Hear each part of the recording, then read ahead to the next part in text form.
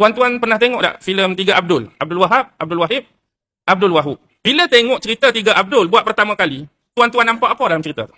Faraid yang tak adil. Ada lagi orang pandangan lain bila tengok Tiga Abdul, pandangan dia tu terarah kepada apa?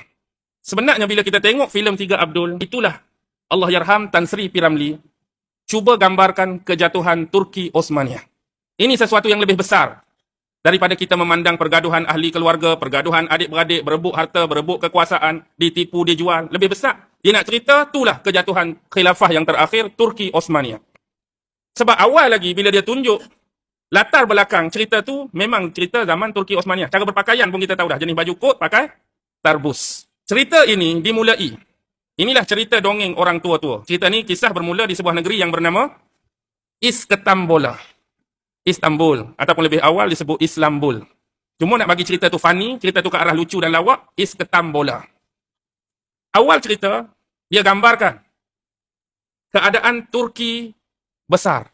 Siapa dia Turki besar? Turki besar yang dimaksudkan ialah khilafah Turki yang menaungi negara-negara Islam di bawah payung dia.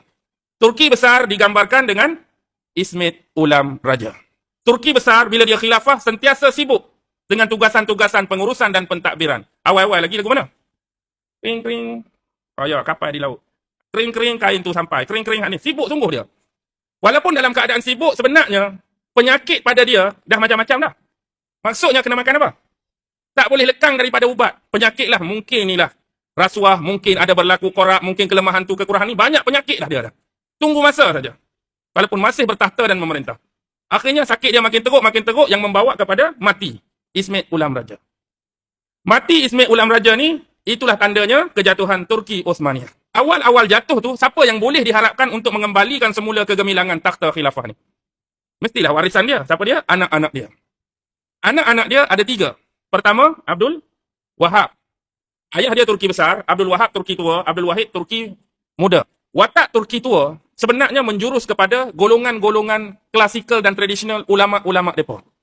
Dan bila kerajaan dan khilafah ni jatuh, harapan yang ada pada ilmuwan-ilmuwan ni, akademik-akademik ni, ulama'-ulama' ni. Tapi satu saja kelemahan, ulama'-ulama' dan orang-orang agama ni tak hebat dalam bidang pengurusan dan pentadbiran negara.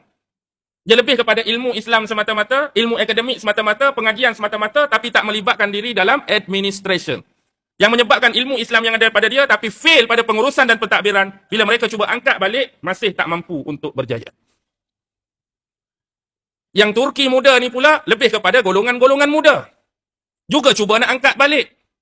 Mereka ni dah didedahkan dengan acuan barat. Orang-orang yang pernah terlibat dengan barat, bersosialisasi dengan barat, tapi agama pula kurang. Cuba bangkitkan, tak mampu juga. Lalu akhirnya dalam keadaan dua golongan ni nak bangkit, akhirnya mereka juga terkena, terpedaya. Bagilah harta sama mereka. Inilah disebut diktator vs demokrasi terpimpin. Diktator pun kena, demokrasi terpimpin pun kena. Dua-dua kena layan dengan Sadiq Segaraga dan Kasim Pantolon kan. 25%. Dia berasa dia hebat, dia berasa dia bijak. Lepas kita kahwin, kita bawa isteri kita balik. Kalau kita marah pun, mereka tak tahu. Berasa hebat dah, berasa bijak dah. Tapi bijak kita pun kita lupa perjanjian yang kita sign.